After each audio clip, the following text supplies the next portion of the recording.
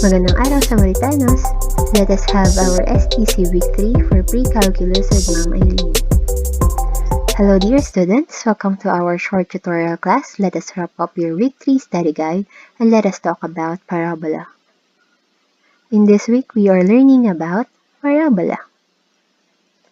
What are the important terms? We have the vertex, which has the coordinates of HK, the word focus, directrix, axis, and the latus rectum.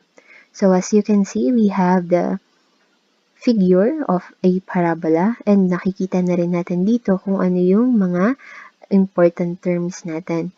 So first, we have the vertex, yun yung pinaka-tuktok or pinaka-dulo ng ating parabola. So dito, we have a vertical parabola facing upward.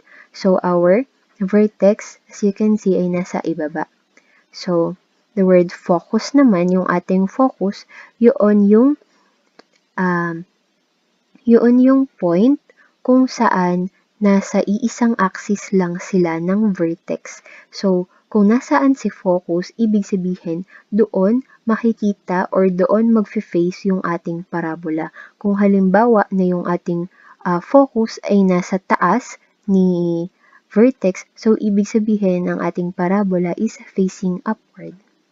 So our axis is the line which has the 2 points or our point of vertex and the point of focus. So now, the latus rectum, ang ating latus rectum naman is the perpendicular line in our vertex or in our axis na kung saan ito yung ating 4C sa ating equation. So, ang directrix naman ay kabaligtaran ng ating focus kung saan ang directrix ay nasa kabila naman or halimbawa nito, ito din yung ating perpendicular line sa ating axis pero hindi siya kasama ng latus rectum. Kumbaga, ito yung nasa opposite side naman ng ating latus rectum. Okay. So, now, let us proceed in the standard form of equation. In parabola, we have two standard form of equations which are the vertical and the horizontal. So, we have the vertical parabola which has the standard form of equation of quantity x minus h squared is equal to 4c quantity y minus k, and we have also the horizontal parabola quantity y minus k squared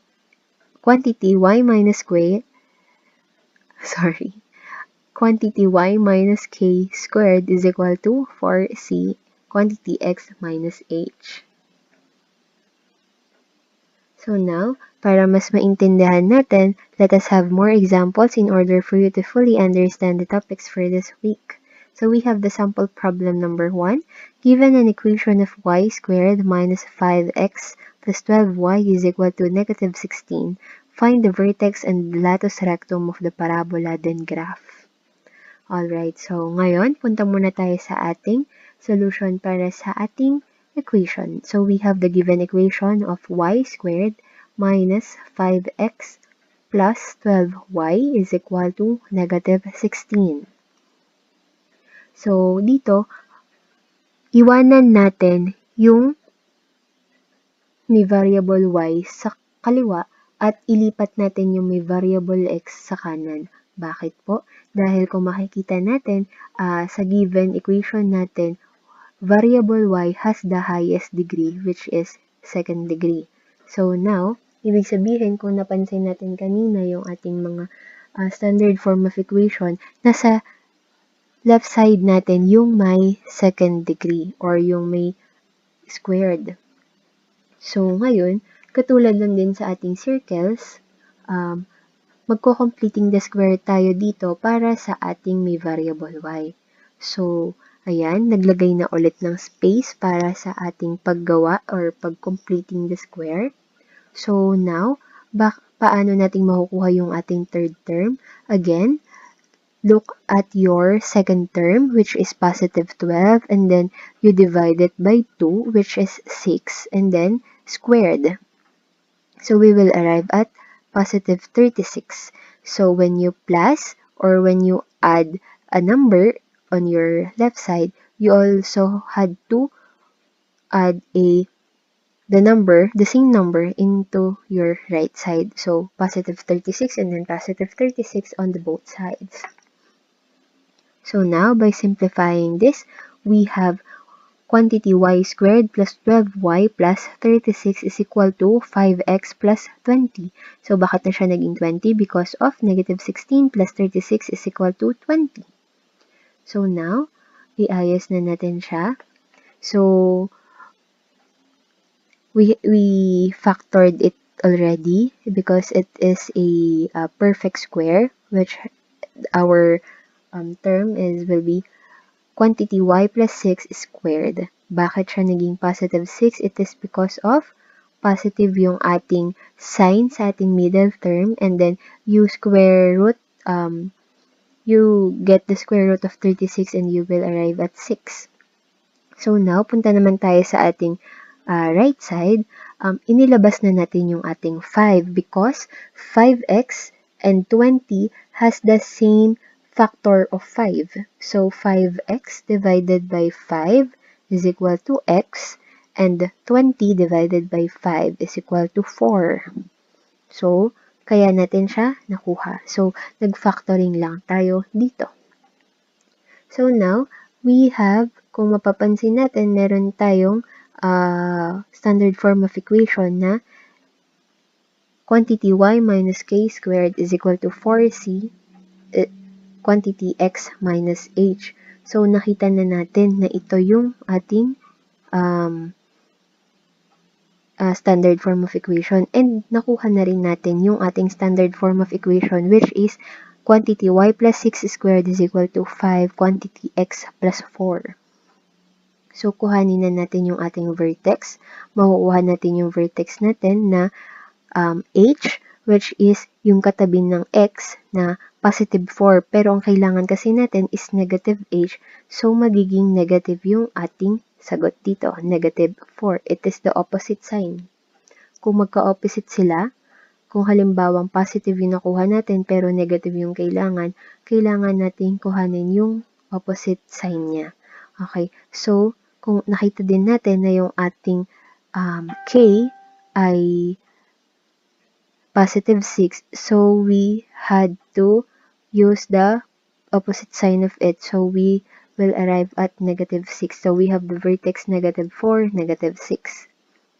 And then the latus rectum is equal to 4c. So makikita natin yung 4c natin dito, which is 5. Now, let us graph our standard form of equation ng ating given equation. Our standard form of equation is quantity y plus 6 squared is equal to 5 quantity x plus 4, and we have the vertex negative 4, negative 6, and the latus rectum of 4c is equal to 5. So we have our Cartesian plane here. First, let us graph first our vertex, which has the coordinates of negative 4, negative 6. So it will lie on our quadrant 3. So negative 4 yung ating nasa x-axis, and then negative 6 yung ating nasa y-axis. Next. Okay, so sinulat na rin natin, nilagay na natin yung kanyang pangalan. Next is, let us put the axis. Okay, so bakit yung axis natin is horizontal line? It is because of nakita natin na yung ating nakuha nating standard form of equation is for our horizontal parabola. So, ibig sabihin yung ating axis ay horizontal. Okay. So, para makuha natin yung ating focus, kuhanin natin yung ating value ng c. So, we have 4c is equal to 5. lipat natin si 4, kaya mag-a-arrive tayo sa C is equal to 5 over 4 or C is equal to 1.25 or we have the positive 1. So, pag nakuha natin yung positive, ibig sabihin yung C natin, yung value ng C natin ay papunta sa ating right. So, bibilang tayo ngayon ng positive 1.25 mula sa ating vertex para makuha natin yung ating focus or yung point of our focus. So, andito tayo ngayon sa negative 4 ng x-axis plus 1.25. So, makukuha natin yung ating focus sa ating our focus will have the coordinates of negative 2.75, negative 6, which lies in there. So, ayun. Nakuha na natin yung negative 2.75, negative 6. So, now, ang next step naman natin ay makukuha na natin dito yung ating parabola, which, ang focus, okay, ang vertex natin ay naglalay sa negative 4, negative 6, and kung makikita natin na yung focus natin ay nasa kanyang right side. So, ibig sabihin, doon magfe-face yung ating parabola.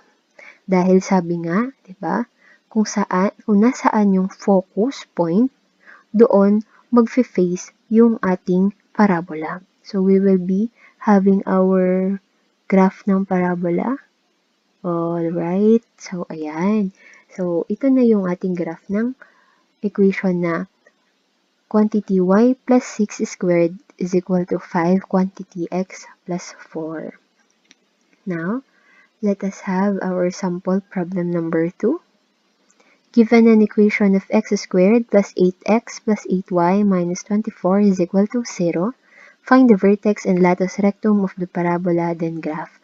So, kung mapapansin natin, parang dito naman, ang meron tayong highest degree ay yung may variable na x. So, siguro ngayon pa lang maiisip na natin, ito ay vertical naman. Kasi kanina y squared eh.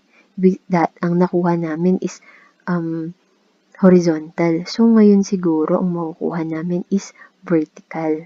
So, let's see. Tingnan natin.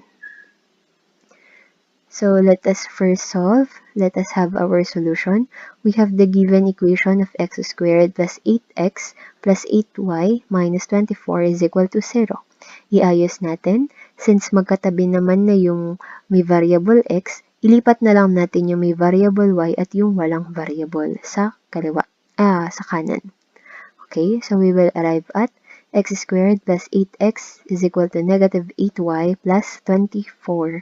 So, ngayon, since kailangan ulit natin mag-completing the squares, maglagay na ulit tayo ng space. So, ngayon, para makuha natin yung ating third term, let's tingnan ulit natin yung ating second term, which is positive 8, and then you divide it by 2, which you will have the answer of 4, and then you square it, so you will arrive at positive 16. So, if you add the 16 in the left side, you also have to add 16 in the right side. Okay, so now let us simplify this. So, we have x squared plus 8x plus 16 is equal to negative 8y plus 40. So, nakuha na natin yung 40 because of 24 plus 16. So, ngayon, mag-simplify pa ulit tayo. Let us have the factoring. So, we will be having quantity x plus 4 squared is equal to negative 8, quantity y minus 5. So, bakit natin nakuha yung positive 4 sa ating kaliwa? It is because of positive po yung sign ng middle term. And then, when you square root the 16, you will get 4. Okay? So, now, sa ating right side naman, we have negative 8y and 40 has a common factor which is negative 8. So, negative 8y divided by 8, you will get y, and then positive 40 divided by negative 8 is equal to negative 5. So, yun po, dun po natin siya nakuha. So, ngayon, makikita natin na we have the standard form of equation na quantity x minus h squared is equal to 4c quantity y minus k. So, makukuha na natin dito yung ating vertex, which is negative 4, 5. Bakit po negative 4, 5? Kailangan po natin ay negative h, pero ang nakuha natin ay positive 4. So, kuhanin natin yung opposite sign, which is negative 4. So, ngayon, sa y minus k naman natin, kuhanin natin yung k natin, which is negative 5. So, as is lang po, gagamitin lang natin ay positive 5.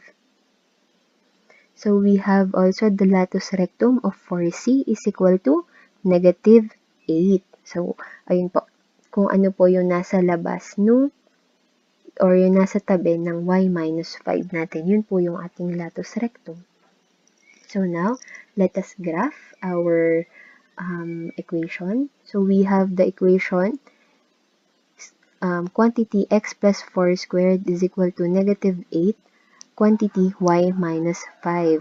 So, we have also our vertex, which has the coordinates of negative 4, 5, and our latus rectum is negative 8. So, let us have our Cartesian plane. So, now, let us first graph our vertex. So, sabi dito, we have negative 4, 5. So, it will lie on our quadrant 2. So, negative 4 yung ating x and then positive 5 naman yung ating y. So, now, let us